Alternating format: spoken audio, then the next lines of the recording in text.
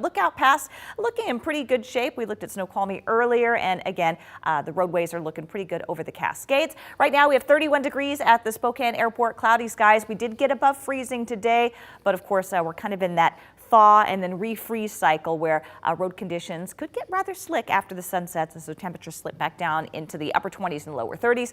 Calm winds right now, relative humidity 92%. We are looking at dry weather through Thanksgiving Day. High temperatures between 35 and 40 degrees. And I think actually that at least here locally, the first half of Friday is going to be pretty quiet as well. So if you're going to be getting up early to do some Black Friday shopping, you won't have to worry about any new rain or snow to contend with. Unsettled weather, though, returns for the mountains as early as Friday, especially the Cascades. So if you're going to be traveling over the Cascades on Friday, we're likely going to see some snow. And then Friday, Saturday, and Sunday is really going to be active over the higher elevations.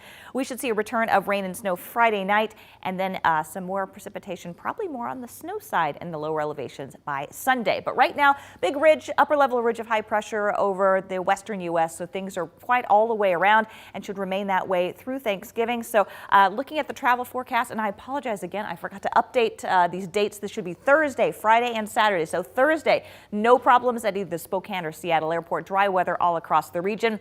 Next graphic should say Friday should be pretty quiet, at least for the first half of the day in Spokane, but already starting to see some wet weather showing up on the west side, and road travel could already start to be messy over the Cascades with snow moving in. So the next graphic should say Saturday, looking pretty quiet across eastern Washington and North Idaho, but again, on the west side of the state, Seattle, if you have any flights coming in or out, some rainy weather there, so could see some minor delays. Overall for Thanksgiving, no blizzards, no big winter storms, and you take a look at the temperatures, 55 in Chicago for Thanksgiving Day, New York City 53, Little Rock 54, and Dallas at 60. Even Denver looking at a high in the mid 40s. We're one of the colder spots with a high of 36 for Spokane. Similarly cool in places like Minneapolis. But future tracker keeping things dry for the evening. We will see those clouds sticking around, but could see some sun breaks throughout the day on Thanksgiving Day, so that'll be nice. We get a few peaks of sun. Otherwise, dry conditions through Thursday. Starting to see the next storm system moving in for Friday.